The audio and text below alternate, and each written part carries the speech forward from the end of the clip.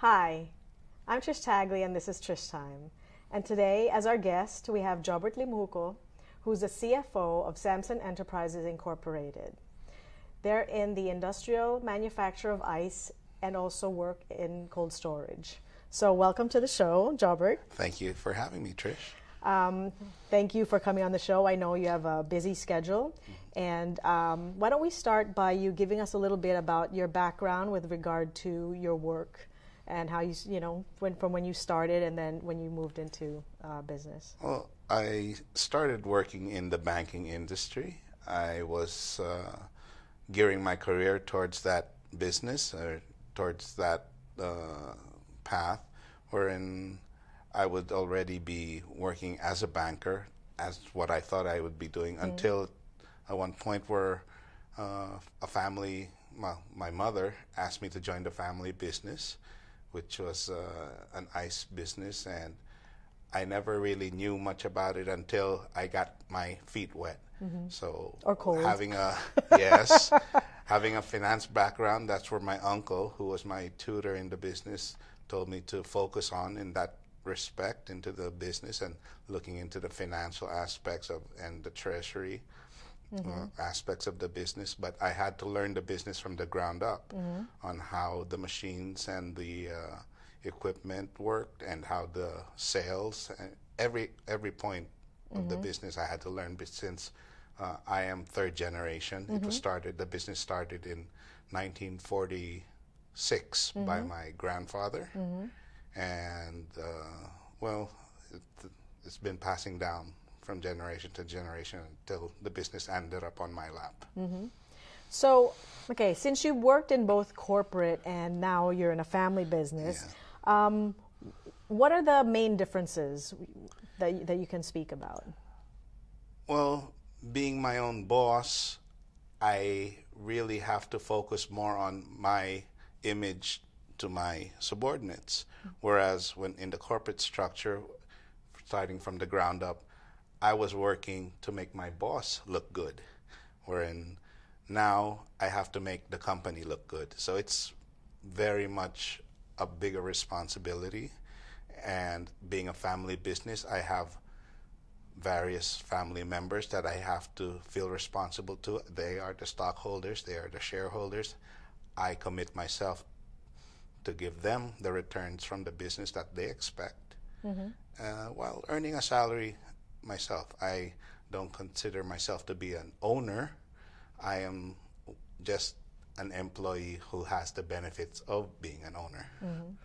And so you're saying that comparing corporate to having a family business, you feel a greater sense of responsibility. Of course. And the benefit side of it is that it is family. Yes. And I'm sure there's certain perks that come along with it, like more vacation time, perhaps? Yes, definitely. I'm not on the 2-week vacation schedule, but that's on the side. I mean, I feel a greater commitment towards providing our family with the stability in terms of income, the dividends that the company presents to the family, they rely on.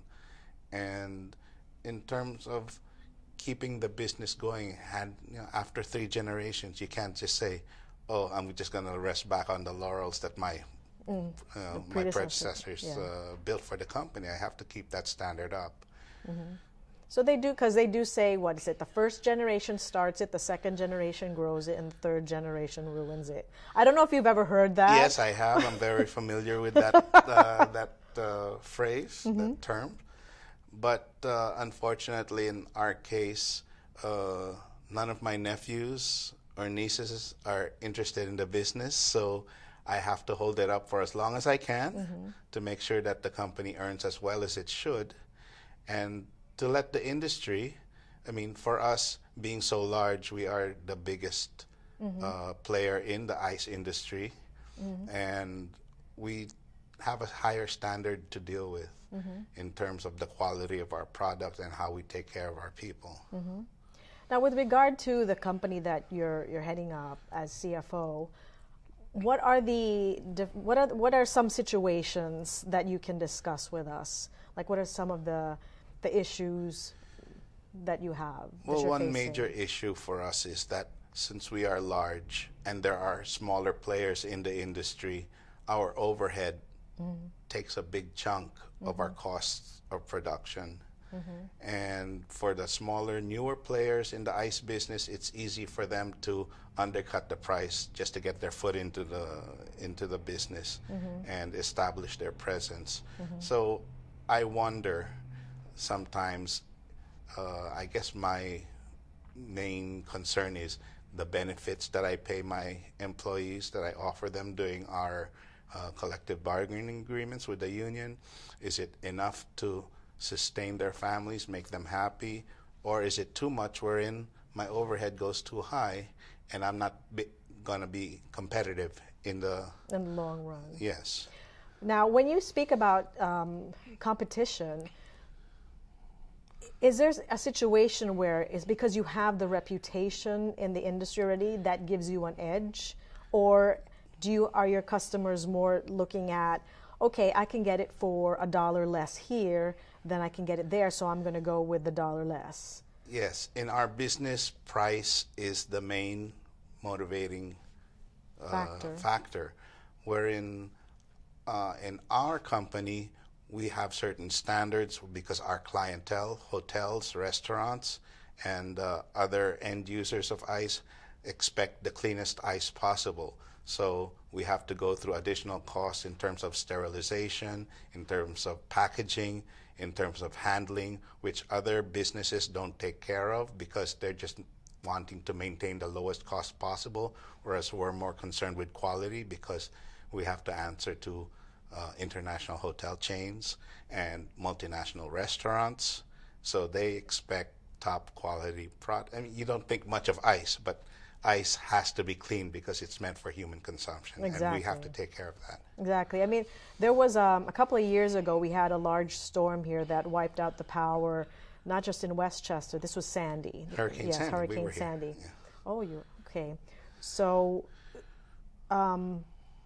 that I remember that time running around trying to look for ice, and not only was it like for human consumption in the literal sense, but you also, I needed it for my freezers to keep the freezers cold and all that. And, there were not a lot of ice could be found at that time, obviously. But, you bring up a good point that there should be a certain quality. And I never really thought about this because I don't necessarily buy ice. But when you are, when it's for human consumption, there's a certain quality that's expected because, you're talking about, like you said, sterilization, making sure that it's clean and all that. In the same respect wherein you buy bottled water, you expect that bottle to contain the cleanest water possible.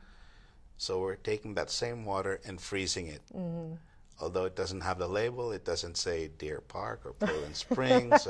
It's just a generic product which people don't think twice about. But we have to make sure it is of that same quality because it has to be fit for human consumption. And that adds cost to our product. Okay, so with your competitors though, so when you say that they're undercutting, are they just don't have the same rigid process? Correct. Is that Yes. It's about the rigidity filtration and sterilization takes money. Hygienic packaging takes money. Whereas they would just go for the end user who's looking for the cheapest ice possible. Because when you go to a restaurant, you don't pay for ice. You expect it to come when you ask the waitress to bring it to you. Exactly. But for the one who manufactures it, we have to pass it on to the end user at the lowest cost possible because they are not earning revenue from the ice. It is just a supplementary product that they have to add on to their overhead. So that's where competition really affects us. We're trying to produce quality ice, whereas the smaller players are just trying to get their foot in the door. So you were talking earlier about your employees and the benefits that you give them, and is it enough to keep them happy and satisfied and focused on doing their work?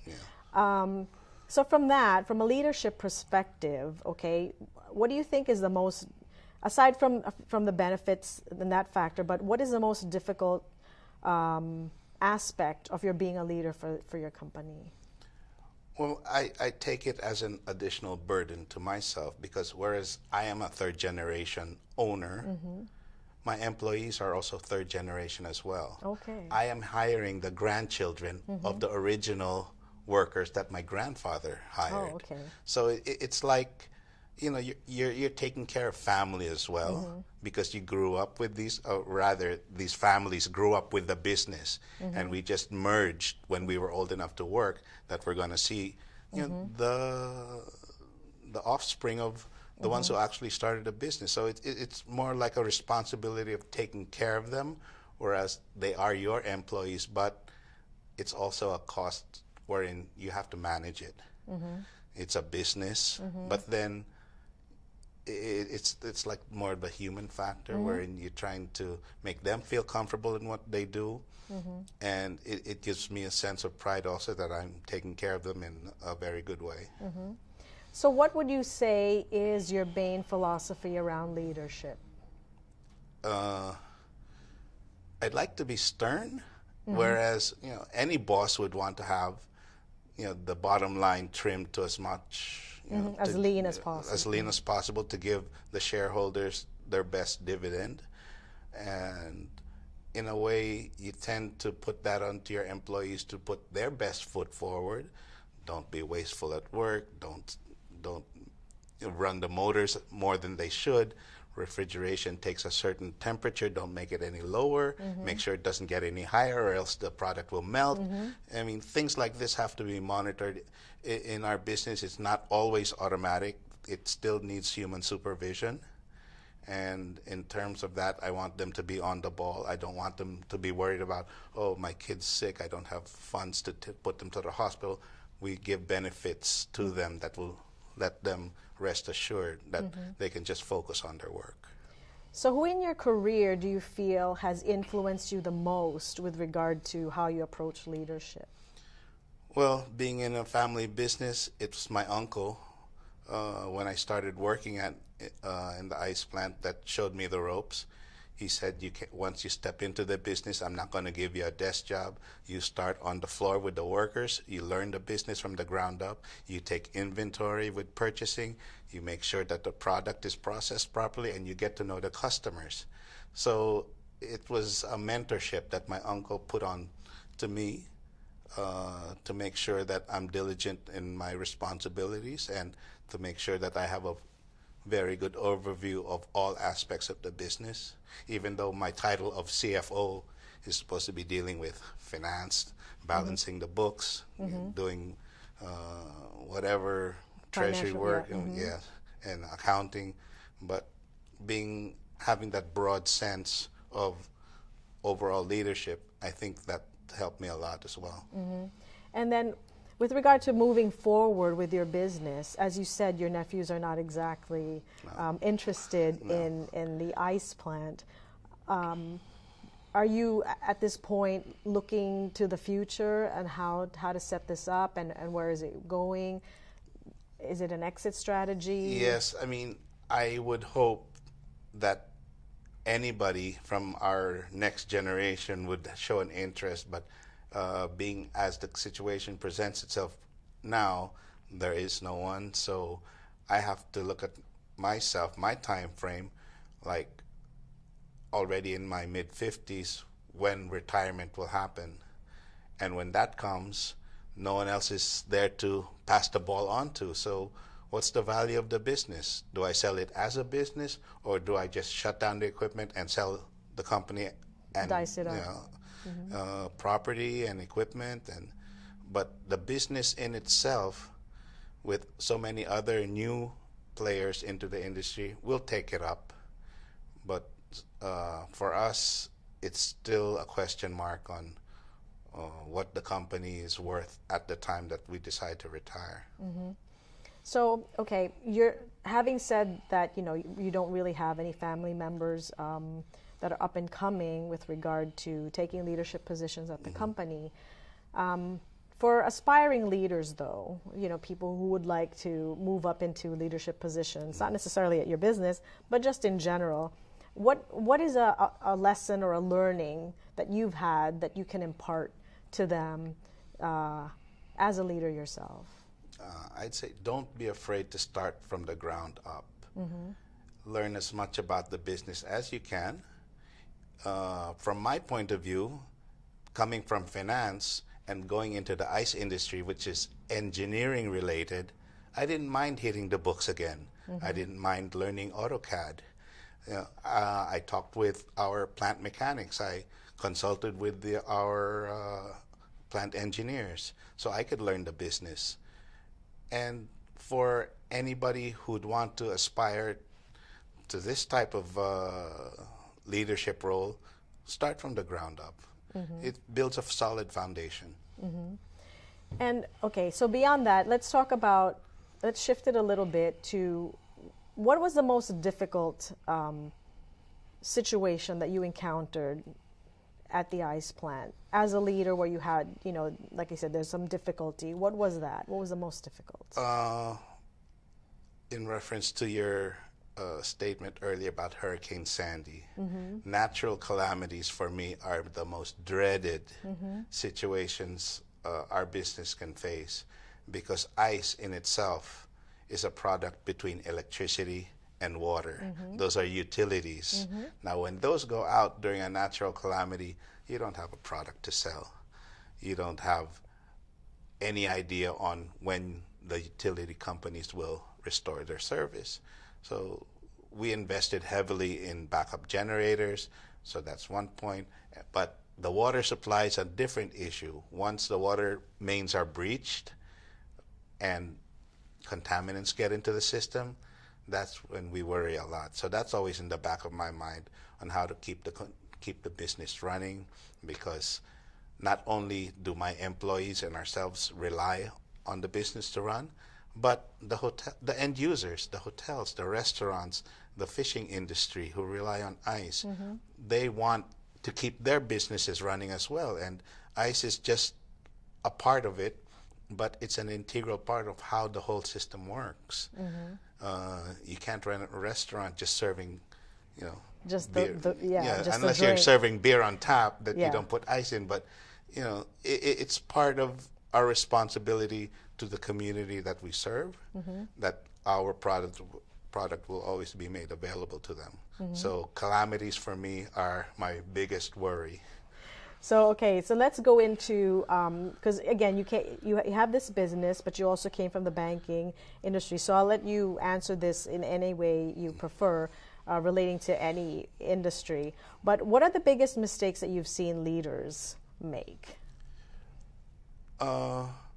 Leaders pretending to know it all, thinking that when I was a subordinate in the bank, our manager or division manager or group vice president would always rely on his staff, and understandably so. That's why they hire us to do the work to make them as prominent as they are, to make the business run well. So I wouldn't pretend as a boss to know as much as what a new hire would try to teach me. I will always have the upper hand because, number one, my experience in the business. Number two, unless he can teach me something on Excel that I don't know, I would always have my bases covered, and I would let them learn from me. Whereas in the corporate world, you're trying to learn from yourself and from your peers to make your division run well. And you're just supporting the orders of your boss.